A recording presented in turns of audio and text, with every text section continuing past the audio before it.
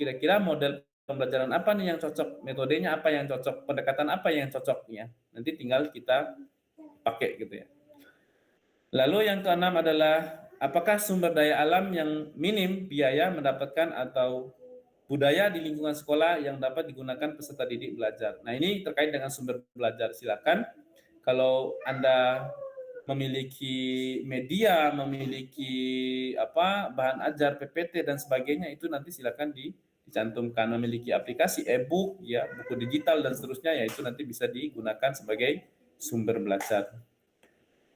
Nah, kemudian yang terakhir yang menjadi penekanan kita juga di tugas mata kuliah ini adalah apakah pembelajaran ini mendorong untuk melatihkan kemampuan atau keterampilan berpikir tingkat tinggi. Nah, ini.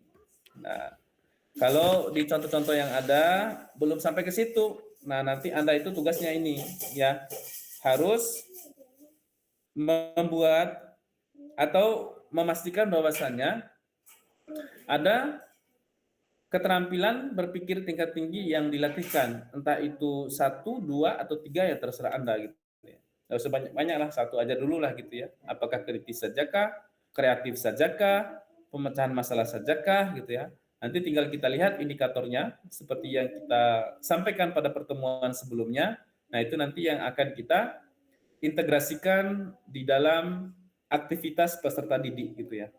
Oke. Nah, itu ya. Untuk rambu-rambu dalam menyusun aktivitas pembelajaran di dalam modul ajar. Nah, untuk pembelajaran diferensiasi ini penting ya. Terserah kalau misalnya Anda mampu merancang pembelajaran diferensiasi, alhamdulillah. Kalau tidak ya nggak apa-apa gitu ya. Silakan. Karena diferensiasi di sini bukan bukan satu pilihan, ada 3 pilihan di sini ya. Ada prosesnya, ada kontennya, ada produknya. Kalau misalnya Anda mau menerapkan 2 metode ya, ada metode diskusi, kemudian ada satu metode eksperimen, ada metode apa gitu ya. Nah, silakan, itu adalah diferensiasi proses gitu ya, di dalam satu model pembelajaran yang sama misalnya ya. Karena kalau misalnya model pembelajaran yang berbeda, agak ribet gitu ya, satu kelas, model pembelajaran berbeda ya harus buat RPP 1 lagi atau gitu ya. Tetapi kalau misalnya model pembelajaran sama, tetapi metode prosesnya yang berbeda, nanti tinggal kita sisipkan di setiap step atau sintaks dari model pembelajaran tersebut. Jadi nggak terlalu susah gitu ya. Nah, kemudian yang kedua, diferensiasi konten. Nah, diferensiasi konten itu contohnya seperti ini. Saya mau mengajar tentang energi terbarukan misalnya. Saya menggunakan PJBL ya. Nah, di PJBL ini saya memberikan kebebasan siswa untuk memilih sendiri konten, tetapi harus berkaitan dengan energi terbarukan. Mungkin ada yang energi surya matahari, ada yang energi angin, wind energy, ada yang pembangkit listrik tenaga air, pembangkit listrik tenaga apa gitu ya. Ya silakan. Nah, di situ ya variasi kontennya tuh di situ. Ya. Nah, kemudian kalau produknya, ya produknya misalnya saya menggunakan PJBL juga, ya. Tetapi tagihan produknya tuh beda-beda. Satu ada yang alat peraga, satu ada yang berupa software, satu ada yang berupa poster misalnya seperti itu. Ya, jadi itu maksudnya ya. Jadi diferensiasi di sini sebenarnya ya bisa saja kita lakukan, bisa kita akal-akali gitu ya. Tetapi sekali lagi harus sesuai dengan kebutuhan peserta didik gitu ya, bukan karena keinginan kita gitu ya. Ya. Jadi seperti itu. Nah, itu untuk pembelajaran di diferensiasi gitu ya. Nah, ini kalau dilihat dari sini ya, contoh diferensiasi yang bisa dilakukan selama proses pembelajaran. Boleh metodenya, boleh sumbernya yang bervariasi gitu ya.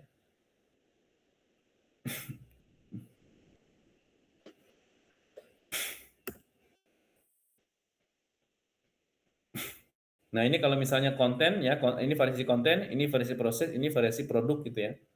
Misalnya konten itu ya bisa sumber belajar variasi atau sub materinya juga berbeda, ya silakan gitu ya. Tapi dengan catatan nanti harus ada presentasi di akhir sehingga semua siswa itu mendapatkan materi itu gitu ya. Silakan. Nah, kalau proses ya ini ya bisa menggunakan aktivitas ya yang berbeda tadi ya, metode yang digunakan berbeda, silakan gitu ya. Nah, kemudian kalau produk ini ya bisa menggunakan penugasan berbasis produk yang berbeda berjenjang ya, silakan. Jadi ini nanti bisa bisa dicek ya. Oke. Nah, kemudian kita masuk di pembelajaran mendalam. Karena di modul ajar yang saya tampilkan ke Anda pada pertemuan sebelumnya itu ya, modul ajar yang mengintegrasikan ada diferensiasi sekaligus ada deep learning-nya gitu ya. Sebenarnya tadi yang kita bahas sebelumnya tadi adalah deep learning-nya gitu ya, karena ada pembelajaran menyenangkannya, bermaknanya gitu ya. Nah, untuk pembelajaran deep learning ini tujuannya itu adalah agar siswa tidak sekedar menghafal materi, tetapi benar-benar memahami secara fundamental, secara mendasar gitu ya, dan mampu menerapkan di dalam kehidupan yang nyata. Nah, 3 pilar utamanya Anda sudah hafal semua ya, ada mindful learning ya, di mana pembelajaran yang berkesadaran gitu ya. Di sini diharapkan setiap individu itu memiliki cara belajar yang unik ya. Mereka sadar akan apa yang sedang dipelajari. Jadi tidak hanya sekedar mengikut belajar, tetapi oh saya mau belajar ini untuk ini gitu ya. Jadi di awal itu harus tahu dulu tujuan pembelajarannya apa gitu ya.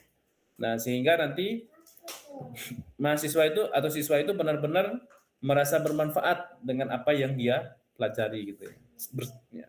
Kemudian yang kedua adalah meaningful learning, yaitu mengaitkan materi pelajaran dengan konteks ya kehidupan sehari-hari.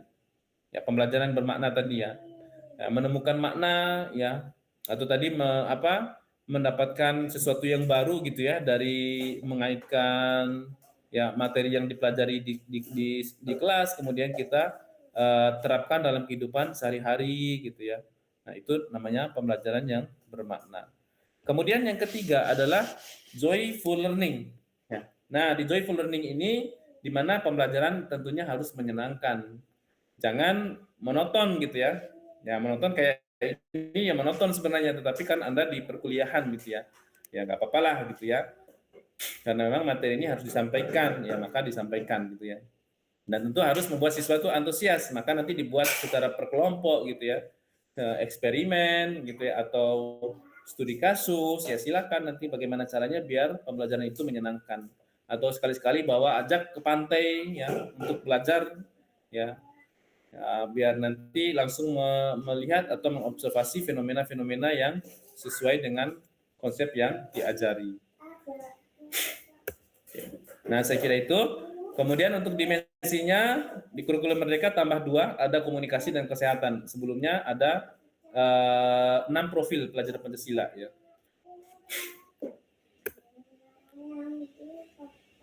Nah, ini yang terbaru ya.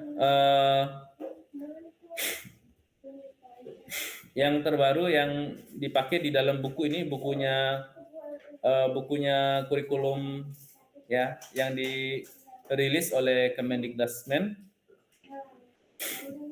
Di modul ajar ada identifikasi ya, sebenarnya mirip-mirip dengan tadi ya saudara semuanya ya.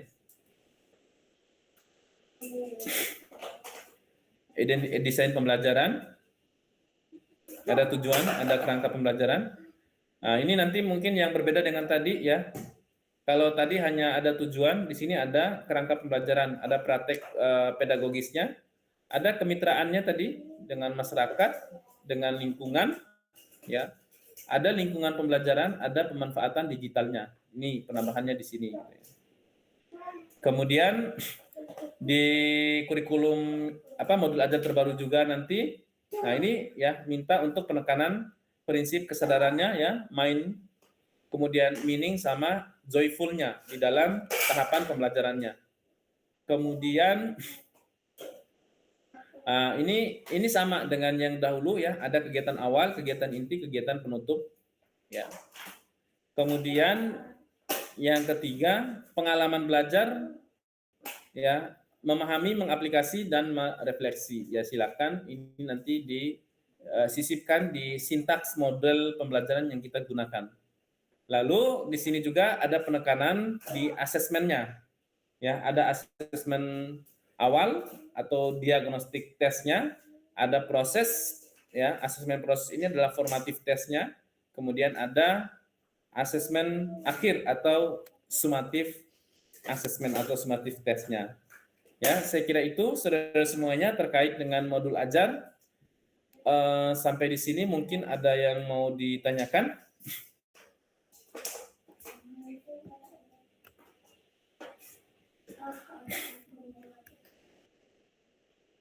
Ini yang terbaru juga ya.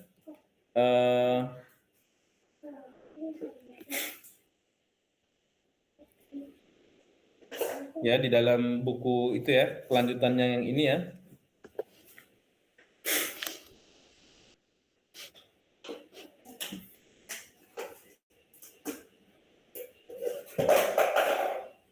Nah, nanti untuk profil pelajar Pancasilanya nggak mesti harus semuanya, jadi cukup dicentang atau dipilih mana yang mau saja, yang sekiranya bisa dilatihkan gitu ya. Kemudian di sini CP-nya, ya nanti tinggal di copy paste dari CP di kurikulum. Kemudian ini opsional juga, tetapi kalau bisa ditambahkan ya. Kira-kira materi yang kita ajarkan ini relevan dengan materi mana ya. Nanti keterkaitannya dengan materi atau konsep mata pelajaran lainnya gitu ya. Kemudian tujuan pembelajaran ini harus ada kompetensi dan konten ya. Tadi minimal ada 2 hal kata kunci ini ya, kompetensi dan konten. Silakan kalau ada variasi juga silakan. Kemudian topik ya. Kemudian ada praktek pedagogisnya ya. Kemudian ada kemitraan ya. Nah, praktek pedagogis ini adalah terkait dengan model metode yang dipakai ya. Kemudian kemitraan pembelajaran ini berkaitan dengan kemitraan entah itu guru lintas mata pelajaran ya, dengan masyarakat, dengan industri ya. Silakan. Kemudian lingkungan belajar. Nah, ini apakah secara daring, secara offline atau secara hybrid? Ya, silakan dituliskan. Kemudian pemanfaatan digital ini opsional, kalau bisa ada gitu ya. Nanti apakah menggunakan VR, menggunakan AR, menggunakan website ya. Silakan nanti dicantumkan. Nah, untuk pengalaman belajar ada kegiatan awal, kegiatan inti sama kegiatan penutup ya. Kegiatan awal, nah di sini boleh nanti di sini ada persepsi, ada motivasi gitu ya. Ya. Nanti boleh memunculkan meaningful, mindful sama join ya, silakan. Kemudian untuk kegiatan inti ini karena kita nanti memilih salah satu model pembelajaran. Nah, tentu saja nanti tahapan pembelajarannya mengikuti model yang kita gunakan. Nah, kalau untuk yang ini silakan kalau mau dicantumkan, disisipkan di dalam tahapan itu ya. Kemudian penutup ini adalah feedback-nya ya, rangkuman tahap refleksinya seperti itu. Nah, lalu nanti ada asesmennya. Ya, asesmennya di sini ada 3 kegunaan asesmen saudara semuanya. Asesmen as learning ya. Di mana asesmen ini adalah digunakan untuk memperkuat atau menekankan pembelajaran yang mendalam ya di prosesnya. Ya. Nanti ini bisa melalui penilaian diri atau penilaian sejawat, kemudian asesmen untuk pembelajarannya adalah asesmen for learning. Ini menekankan pada umpan balik ya, kontennya. Kemudian asesmen hasil atau asesmen of learning ya. Ini digunakan untuk tindak lanjut ya dari koreksi akhirnya nanti kira-kira apakah perlu remedika atau perlu tambahan materi atau bagaimana gitu ya. Oke. Jadi saya kira itu nanti untuk asesmennya terserah mau pakai penilaian sejawat silakan, self evaluation ya atau penilaian diri atau penilaian project atau observasi portofolio ya. Nah, jadi silakan ya. Sesuai dengan apa yang Anda butuhkan. Baik. Jadi saya kira itu saudara semuanya terkait dengan modul ajar yang akan dirancang oleh saudara-saudara nanti gitu ya. Silakan, mungkin ada yang mau ditanyakan?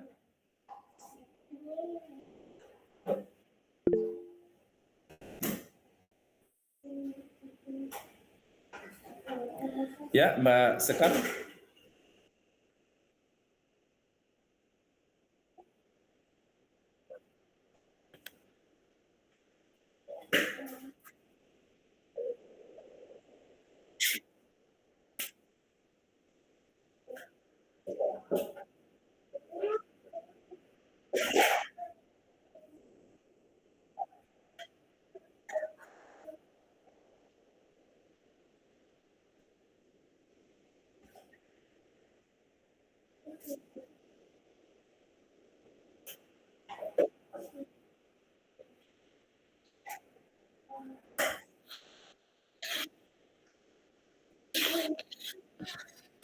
Ya, baik. Terima kasih Mbak Sekar ya.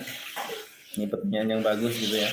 Nah, memang di tugas mata kuliah ini ya sama-sama merancang modul pembelajaran seperti yang dirancang oleh guru di sekolah, akan tetapi nanti yang membedakan adalah kita penekanannya itu adalah di model pembelajaran yang kita pakai adalah model pembelajaran inovatif, kemudian tidak hanya merujuk ke hasil belajar gitu ya, pemahaman konsep gitu, tetapi nanti kita arahkan kepada keterampilan-keterampilan berpikir tingkat tinggi gitu ya. Nanti silakan pilih apakah Anda mau memilih kritiskah, memilih kreatifkah gitu ya.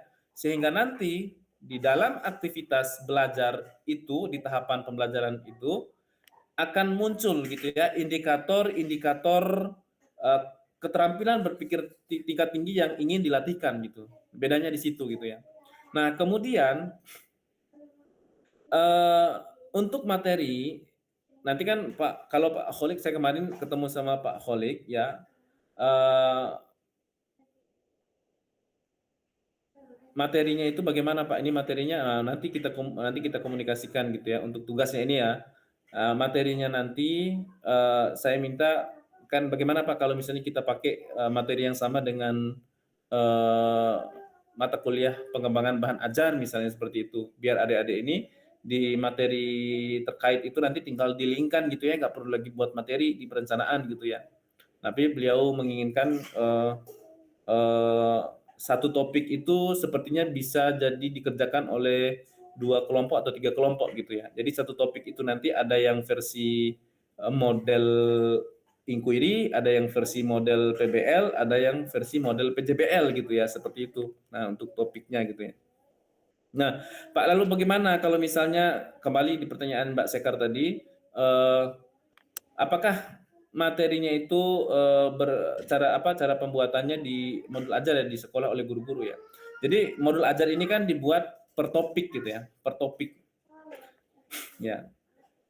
Kenapa per topik? Kalau boleh saja buat semua ya silakan. Satu fase semua buat silakan boleh gitu ya.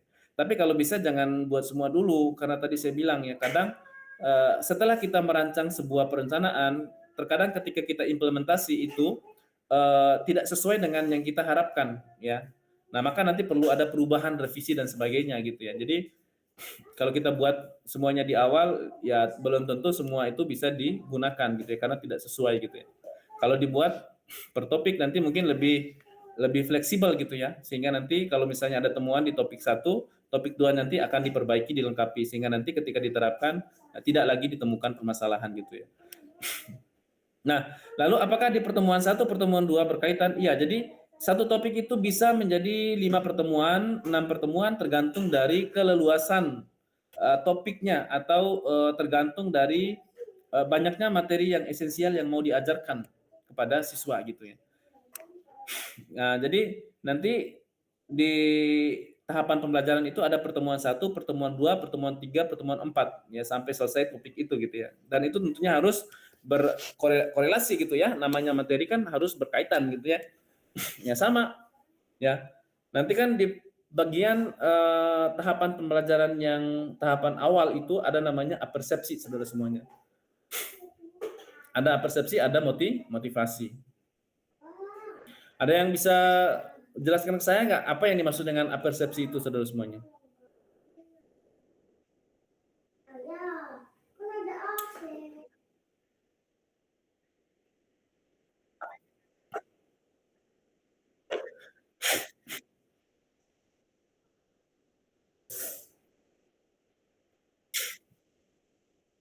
Nah, itu ya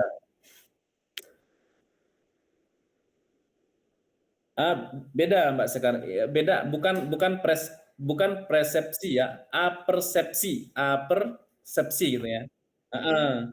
Jadi kalau persepsi itu memang pandangan seseorang dari suatu masalah atau suatu kasus gitu kan. Itu namanya persepsi gitu ya. Tapi kalau apersepsi itu adalah bagaimana seorang guru itu mampu mengaitkan materi ya sebelumnya dengan materi yang akan diajarkan pada pertemuan saat ini gitu loh, pertemuan hari ini seperti itu.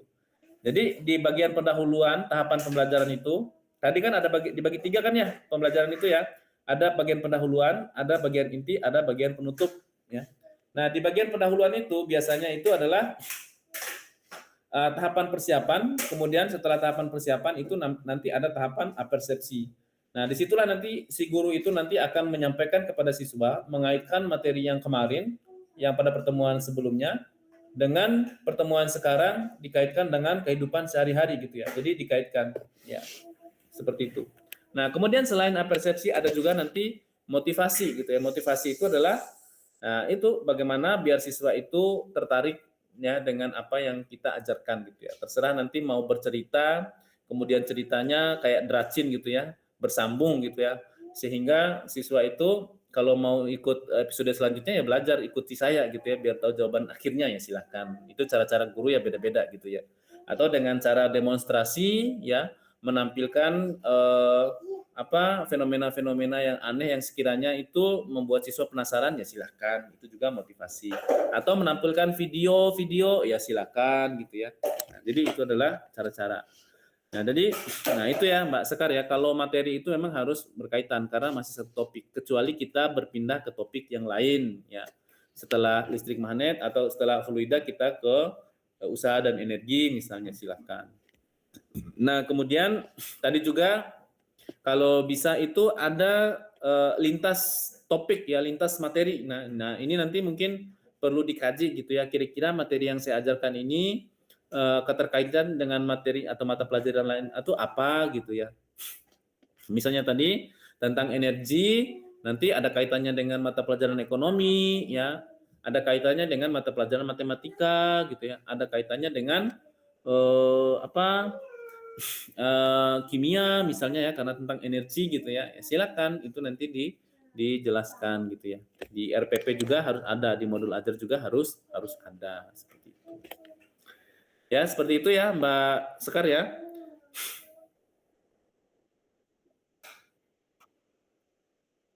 Oh iya.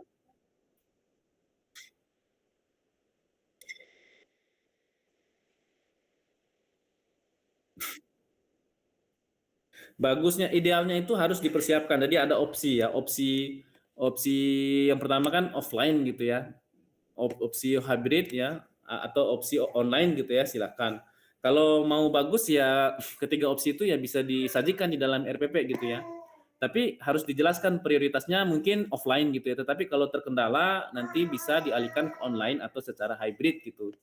Nah ini kayak kasus COVID kemarin nih ya, COVID kemarin kan coba bisa bayangkan saudara, begitu COVID itu langsung pembelajaran itu diam sejenak semuanya. Tidak ada terjadi proses pembelajaran sehingga ada lost learning gitu ya, kehilangan belajar siswa gitu ya. Karena apa? Karena ketidaksiapan guru gitu ya. Terutama dilihat dari perencanaan pembelajarannya, RPP-nya. Ternyata di RPP-nya itu memang tidak ada gitu ya. Pembelajaran online itu memang nggak ada, offline gitu ya. ketika tiba-tiba di online kan ya bingung harus ngapain gitu kan ya. Jadi memang di situ beratnya. Maka kalau bisa ya nggak apa-apa, kalau ada alternatif ya di online kan ya, kalau memang nggak bisa di online ya offline aja gitu ya, silakan. Jadi harus lebih siap gitu, lebih fleksibel lah gitu ya. Maka tadi pembelajaran sepanjang hayat itu ya harus lebih fleksibel gitu.